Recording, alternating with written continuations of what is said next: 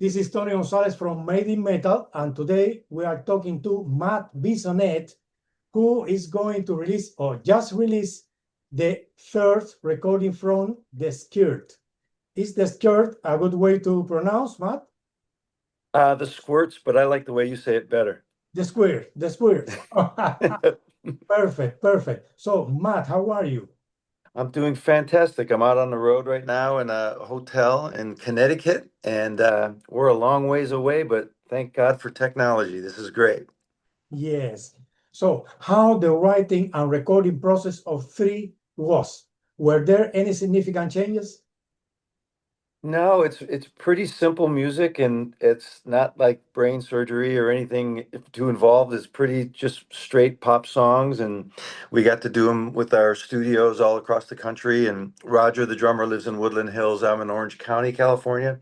George moved to Nashville a few years ago, so we just did files, and we played together as a band so much that we kind of know what each other's going to do and stuff. So it was pretty simple and straight ahead, and it's just fun, easy music. Yes. And is there a story behind any particular song that you would like to share? Sure, there's a story in every song. I mean, we have 10 of them, so I'll be brief. A lot of the songs were kind of written during COVID, and just the frustration that musicians around the world we were told you're unessential, you're not important, so stay home and just go away. So it was kind of funny in California how that was all handled. So we kind of wrote a lot of the themes being about how we can make something good out of a bad situation, and just try and, kind of not make fun of it, but just kind of what can we do to come out of this situation and make it a good situation. So a lot of songs like Not a Good Time for a Clown, that song is just about how everybody was afraid to talk or say anything because they were afraid they'd get in trouble, like it was like the government's going to get you or whatever. And it was that way everywhere. I'm sure it was that way where you are. It's kind of like you just were afraid to sneeze, or they'd put you in jail. So a lot of the songs are kind of about that, and kind of them are heavier about life after death and what happens and things, but most of them they're just kind of, straight ahead songs, love songs, and just kind of write about whatever comes to our minds. For example, a song like As Funny You Should Ask, how was the concept behind the song? Well, that's uh in America, like it's kind of a greeting where someone goes, "How are you?" And then you go, "I'm fine." And then you go on and you don't really observe the question. But it's that song, Funny You Should Ask, is like a person asks, "Well, how are you doing?" And then the guy goes, "Well, do you really want to know how I'm doing? Are you asking me because you want to know? Because here's what's going on in my life." And he just goes and says, "The whole world's falling apart. All this stuff's happening. And funny you should ask, because I'm really not doing that great right now." And it's kind of a joke on that, about in the middle of, you know, um, it's really important to have peace in your heart in life while the world's going crazy, or you're just going to be part of it's just going to eat you up. So for us, we just trying to have peace, whatever's happening, the world's blowing up. Have peace inside of you so that you can endure the situations. And it's kind of a funny way of saying that. Matt, wait a second, wait a second. Uh-oh, he's Uh, going away. I see Snoopy. wait a second, wait a second. Let me see. Hey, hey, Yay. hey. I like that. I Hey. like that. We're brothers. Yes, now we are brothers. Yes, Now we're brothers. yes. When I saw you speaking, I recognize part of me on you. Yes, He said, we are brothers. we What are does your hat say?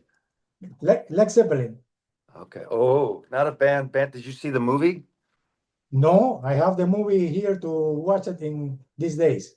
Really good movie. Really good, yes.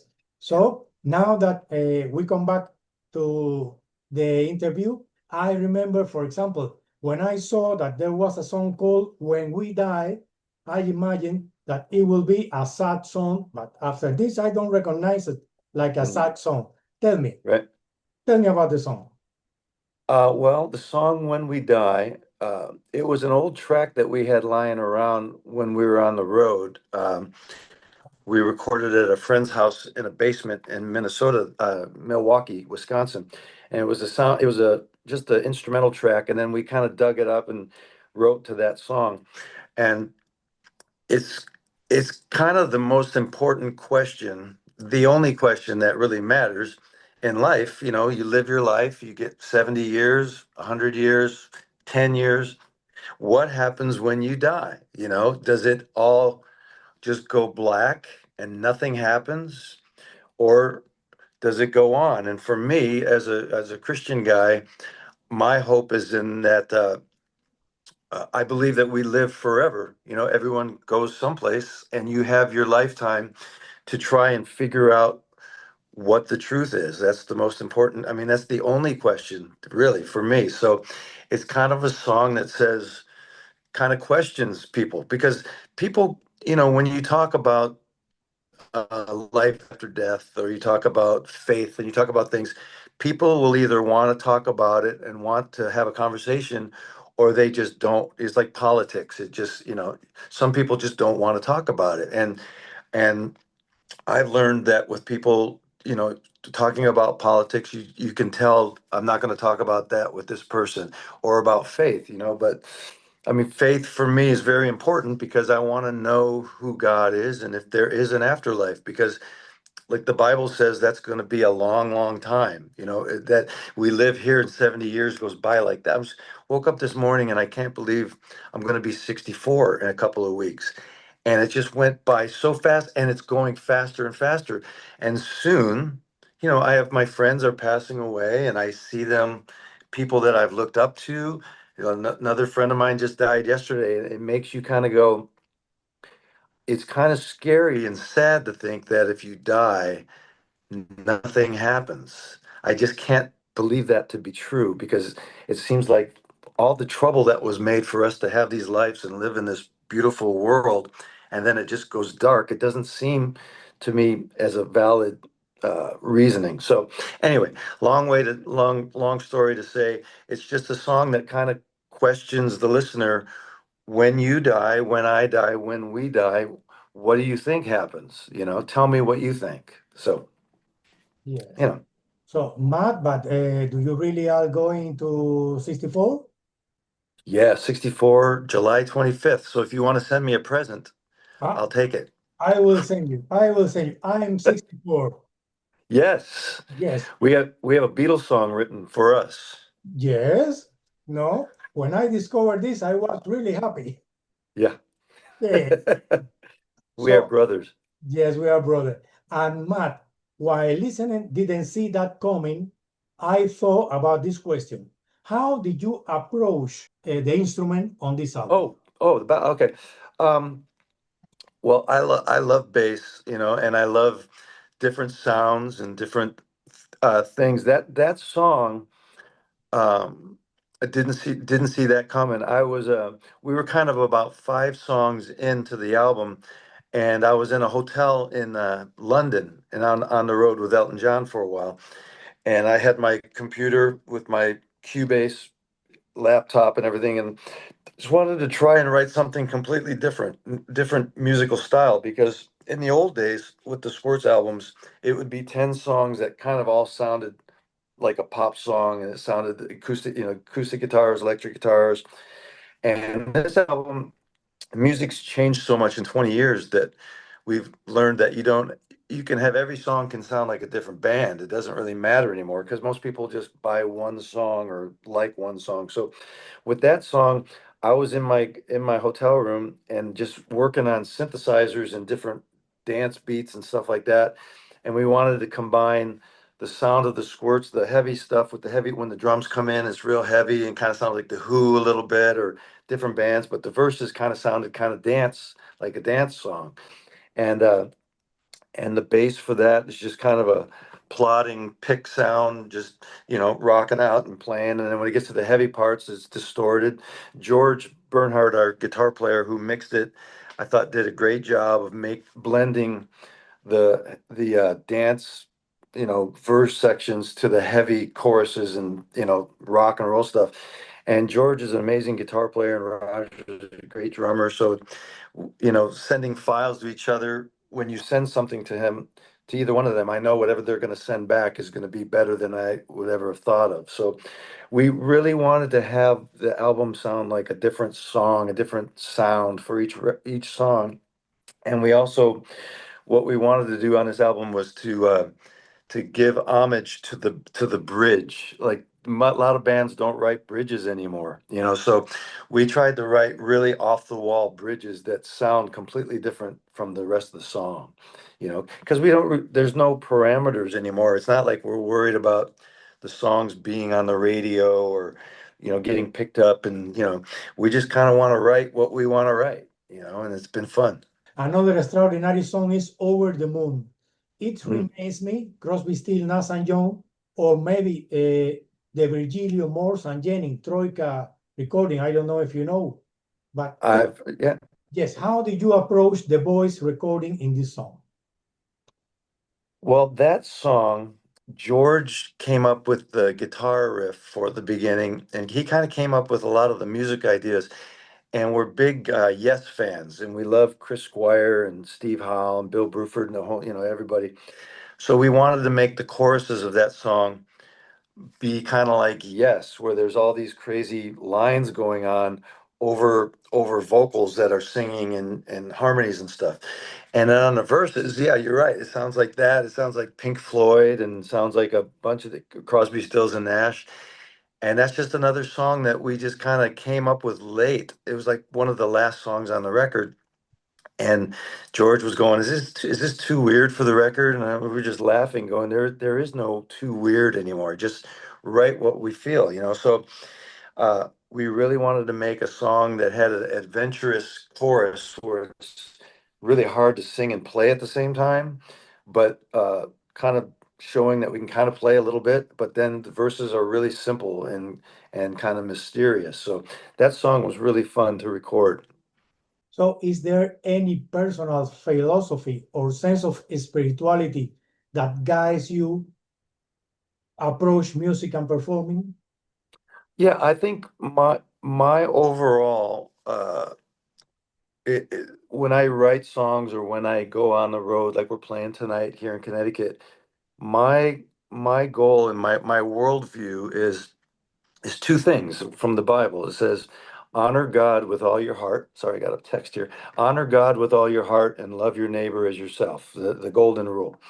If you do that, life should be good for everybody. Unfortunately, everybody doesn't do that. And we live in a world where people can hate each other and all that stuff. But I'm responsible for myself and for how I treat people. So when I write a song, especially the lyrics, I want it to make people feel good. I don't want to write anything that's going to, make someone depressed or, it's good to make people think with lyrics. And lyrics can mean a million different things to a million different people. But I know what they mean to me, and that is, you know, uh, God made everything.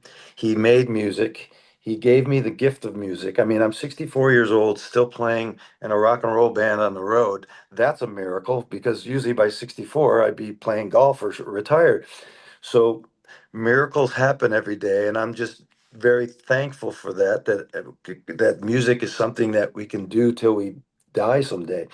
So I think the general philosophy is just writing music that's uplifting and makes people feel good because it's a responsibility to write music and to put out 10 songs that say this. And I don't want to be on the wrong side of that. I don't want to write anything that's going to make somebody think twice about the value of their life. I want it to be a good thing.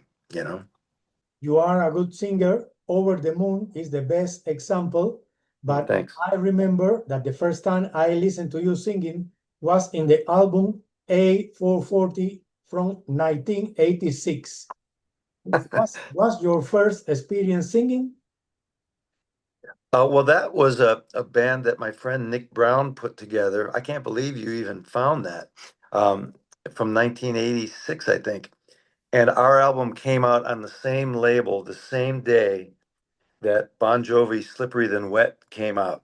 So we were slightly behind that one. So that was a tough day.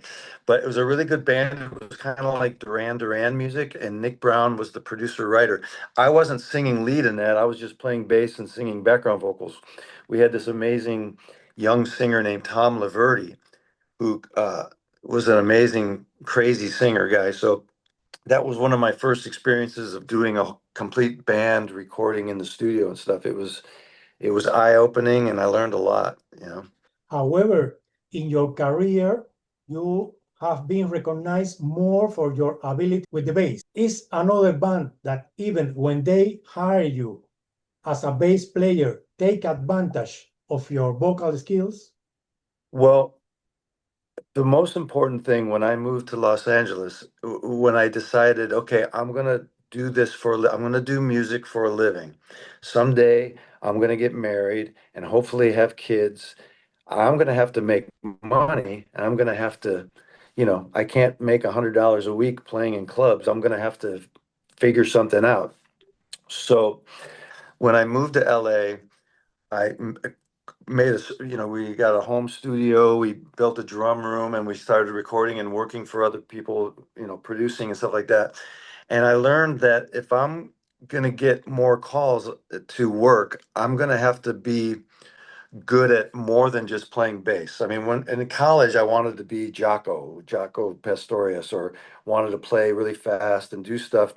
And then I realized that there's so much more than playing bass to learn how to play upright bass and jazz, be able to play in a big band. I got with Maynard Ferguson's band when I was really young, like 18 years old, 19 years old, and learned to play swing and jazz and different styles. So I kind of realized pretty soon that singing was going to be very important. So when I get called now for a gig, it's kind of because I play bass and I sing, and if I didn't sing, then that would cut off another arm that I wouldn't be able to do. So most people are looking for bass players that sing because it's just something we should do. And unfortunately, there's a lot of bass players that don't sing, and then they complain that they're not working. It's kind of like you have to take everything you have and make the most of it to be valuable.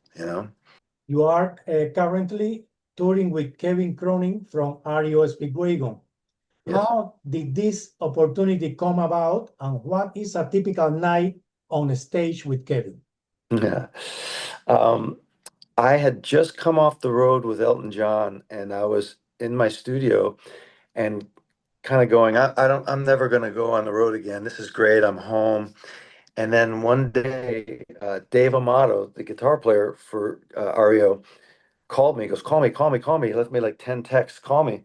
And they needed me to sub for Bruce Hall, the bass player, because he was having back surgery. And they needed to have someone do the gig in Vegas and to keep working till Bruce came back. It was one of those things that I never thought, I thought I was going to be staying home, but then I went and rehearsed with them, did the gig, and then they asked me to stay out with them. So it kind of unexpected, like a lot of the gigs I've done, they kind of came out of nowhere. And I mean, I remember listening to REO Speedwagon when I was a kid. I was like 12 years old. I was just telling Kevin on the bus, I would put my headphones on and a tennis racket, like a guitar, and play Golden Country and Riding the Storm Out and all those songs. So it's funny every night when we play those songs. It's like I'm looking over, I'm going, that's the guy who sang, singing on these songs. And the band is a bunch of great guys. Everybody's really cool and really friendly and fun, and we go to movies on off days, and it's just like a family. Really, really good people, and I'm just blessed to be out here. We got about another week and a half, and then we go home for about 2 weeks, and then we do another month. So it's kind of a nice. It's a good job. I'm very happy with it. When I was your age, I was listening Golden Country almost every day. Yeah, great song. Great song. The, What's funny about that song is that I forgot that they did that song. So when they called me up and they said, here's like 30 songs to learn. And I was learning them, sitting at home and going, I go, oh wow, they they do that song Golden Country. I think they cover it, and then I go, no, that's their song. That I forgot that it was them.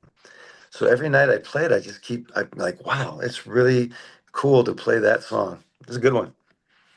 Yes. So you mentioned Elton John twice. How did you end up playing with Elton John? Well, it's kind of the same situation with REO. I was at home one day, and my friend Bob Birch was the bass player for Elton. And Bob used to be my high school band director in Detroit, Michigan. And he passed away unexpectedly. And 2 days later, Davey Johnstone, the guitar player, called me that they needed someone because they had to go do, there was gigs like 2 weeks later. So Davey called me and asked me to come over his house, and I went and met him. And I knew Davey before from different things, from playing in LA and stuff. And he just said, I just remember sitting at his backyard, and he goes, okay, if you do this, you're going to go to places that you've never ever heard of before. And you're going to go places, and you're either going to love me or you're going to hate me, So, sure enough, we're playing some country that I've never heard of, and I look at him and I go, "You were right, man. I've never heard of half these countries, because he would play everywhere." And it was one of those things that I never expected. It just came up, and that's one of those things that you can't plan for, but you have to be ready when it comes as a musician. You have to be able to, and that's another gig. If I have to sing all the high parts because Bob was singing the falsetto parts.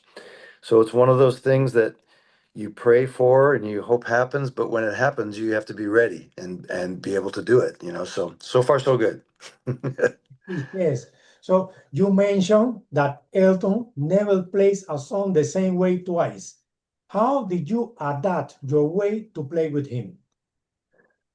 Well, I think that by going to North Texas State and going to jazz school and learning theory and learning different things and all the experiences that I've gone through in my life kind of prepared me for certain gigs and certain things. So, I mean, when he will play a song completely different every, I mean, he'll play the structure of the song the same, but then he'll just go in like kind of jazz directions where he just free forming and going off. And you kind of, as a bass player in that band, you have to hold the fort down. You can't really go too crazy, but he would just keep telling me, just, play whatever you want to play, play as much as you want. He only said two things to me in 13 years about, like, on Rocket Man, maybe don't play so much on this part, or Take Me to the Pilot, that song. He goes, maybe back off a little bit.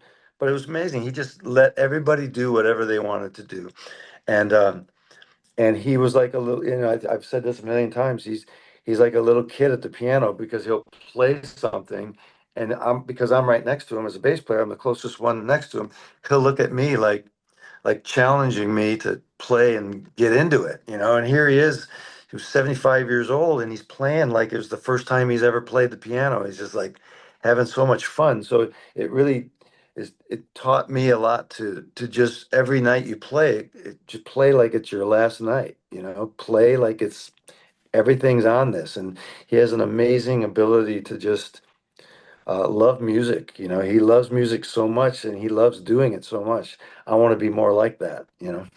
Yes, but it's maybe a contradiction because, for example, Joe Satriani's music apparently is more complicated, but at the same time, I think that you follow is less improvisation on your part. In the case of Elton John, that is a whole group is a little more complicated.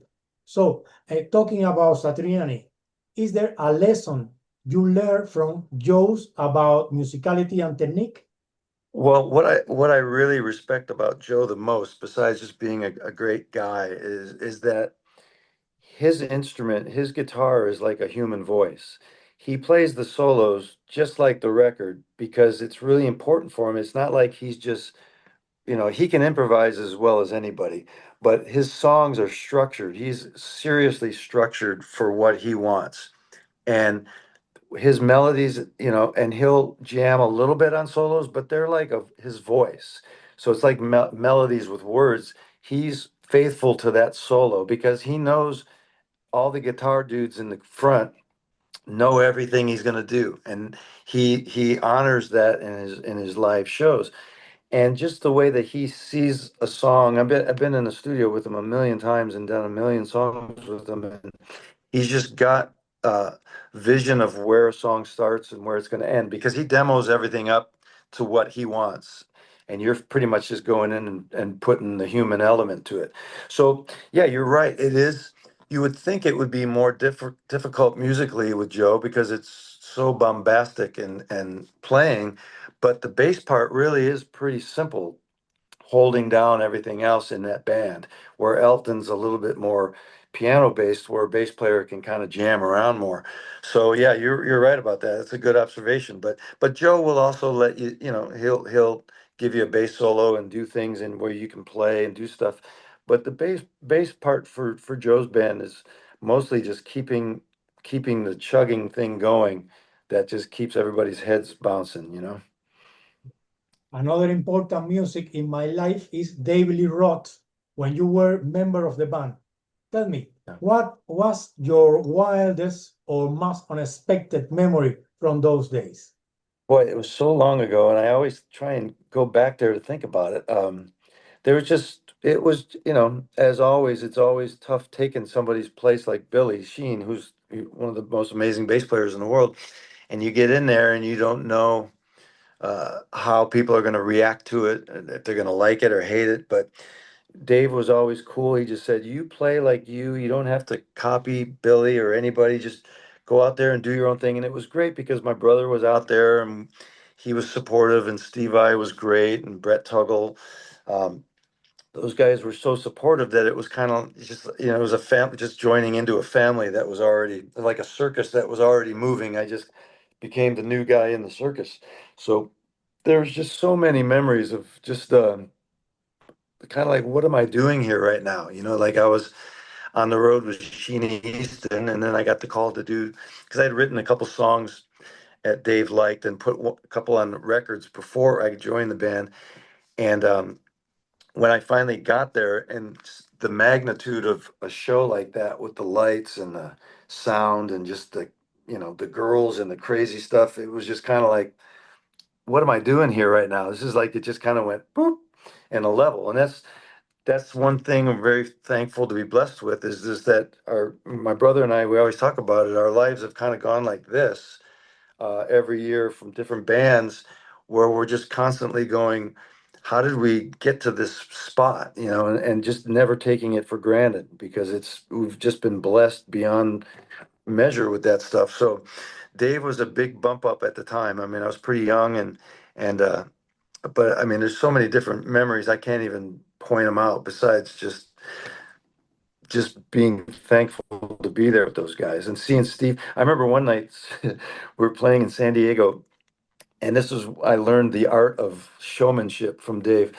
Steve was playing in the middle of a solo, and some kid threw a firecracker on stage, and Steve flew off the ground about 5 feet and just went down. And it was a loud pop, you know, and um, and so Steve's on the ground, he's starting to get up, and he's laughing about it. And Dave goes over and goes, "Stay down, stay." He goes, "Stay down, stay down." And he goes, and then Dave, I'll never forget. He looked out into the crowd and he goes, "Who threw that firecracker?" And all of a sudden, the whole crowd goes, and there's one kid sitting there with a firecracker, and he goes, "Get him!" And I was like, wow. I mean, it was crazy and everything, but he took that moment and made it into something, which only Dave can do. I never forget, Steve was like, I mean, he wasn't hurt or anything, but I remember him flying about 5 feet up in the air. It was pretty hilarious. You have the extraordinary opportunity to play with Ringo Starr in Ringo Starr All-Star Band. So, what did it mean to you to play Beatles songs and share the stage with a man like Ringo Starr? Yeah, another situation that just came up from somebody we knew, Mark Hudson from the Hudson Brothers. He was producing Ringo and doing the live shows, and they just asked Greg and I to join. And uh, it was weird. The first day I walked up to Ringo and I went to shake his hand. I go, "Hi, I'm Matt." And he gives me this big hug. And he goes, I only give hugs, in his British thing. And it was like, once you're in that thing, that situation, and he likes you, it's like you're a friend with a Beatle, and you just kind of go, how did that happen? I mean, and a couple months ago, I did a record over Ringo's house, and he sat next to me while I was playing the track, and like about an hour of just talking about, I was asking him anything. I'd never really bugged him very much because everybody was always asking him Beatle questions, but he was just sitting there, and he kind of went like, "Go ahead and ask me." So I was asking him all these questions about when we saw him play in Detroit in 1966. And do you remember anything about that? And he would start just going off talking about Beatles stories. And I was like, I know I shouldn't record this, but I wish I could. So, but he's just a great guy. He's just a great guy. And I just been finding with all these people that we work with, they're all just really, really good people, really nice people, and just doing music until the day we leave. It's just a great man. Yes. So maybe it's a coincidence, but was it the main reason why your song Pins and Needle start with some notes that remember Day Tripper? Oh yeah, yeah. Oh yeah. Yeah, well, I'm not going to deny that the Beatles are, the biggest influence of all time for me and probably for most people. And I have a band with Rick Springfield that we call the Red Locusts, and we have two albums out. And our goal for those albums is we want to get put in Beatle jail, meaning we're writing all our songs, but they kind of sound like the Beatles. We have a song that's kind of like the White Album, where one song goes to another, kind of like they did. So we don't have any shame about somebody saying, you guys sound like the Beatles, because what better compliment can you have than that? So whenever I can throw in something Beatlish, I'll try and do it. Even on jazz records like our band, the Redcoats, we'll have a part that's kind of honoring the Beatles.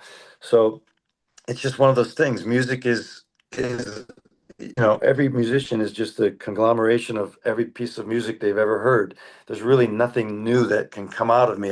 It's usually something I've heard in a different form. And that's pretty much the truth with most writers. I can't imagine anybody coming out. You're never going to have a band come out where it's not 2 and 4 on the snare. That's kind of the central thing of music. To change that would be so radical that it probably wouldn't even be good. So sometimes you can't just come up with a sound that's just so original that it's that groundbreaking. I don't know with music if that's possible anymore. So yes, you are right. Beatles. Woo! Yes. So now that you mentioned Rick Springfield, was he who gave you the opportunity to create the Squirts?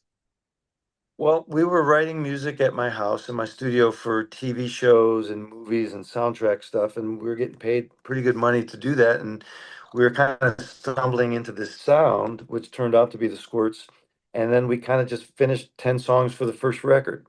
And then we're at the airport, and then we just asked Rick, we go, hey, is there any way that we could maybe open up for you? Because we were playing in his band, Roger and George and I. Roger's playing drums, George is playing guitar, I'm playing bass. I go, it'll make your show sound better because we'll play first, and then the sound guy can get used to the sound. And when you come out, you look like a hero. So he goes, okay, that sounds good to me. And then we go, is it okay if we sell CDs? Okay, that's okay. Hey, is it okay if we sell hats and T-shirts? Yeah, that's okay. He was just so nice that he was just cool with it. He wanted everyone to win. I just talked to him yesterday. I just found out that he's going to be a grandparent, and talked to him yesterday on text about trying to get our second Red Locust album out there more. So he's just a great guy, and just a normal. I won't say normal guy because he's crazy as every musician, but just a great guy that just wants everyone to do well. Do you have any tour plan to promote three? We're talking about it. I'm done here in September, and we were talking about trying to get out there and get the circus going and maybe open up for somebody. Nothing yet, but hopefully soon we'll try and figure something out. You come and see us. Of course. Get on a plane. If you get a plane, I don't know, but if you come to Spain, I will see you for Okay, okay, sure. that's a deal. Yes. So thank you very much, Matt, for your time and your answer. You are really a nice person. I'm glad to know you. Hey, it's a pleasure to meet you, Tony. Thanks for having me on your show, and thanks for the great questions. And we are brothers to the end, you and I. Brothers to the end. Yes. Tell Greg that you have a new brother. I will give Greg one of these for you. Yes. Okay. Bye. Have a good. All right, Tony. Thank you so much. Take care. You're welcome. You too. All right, bye-bye.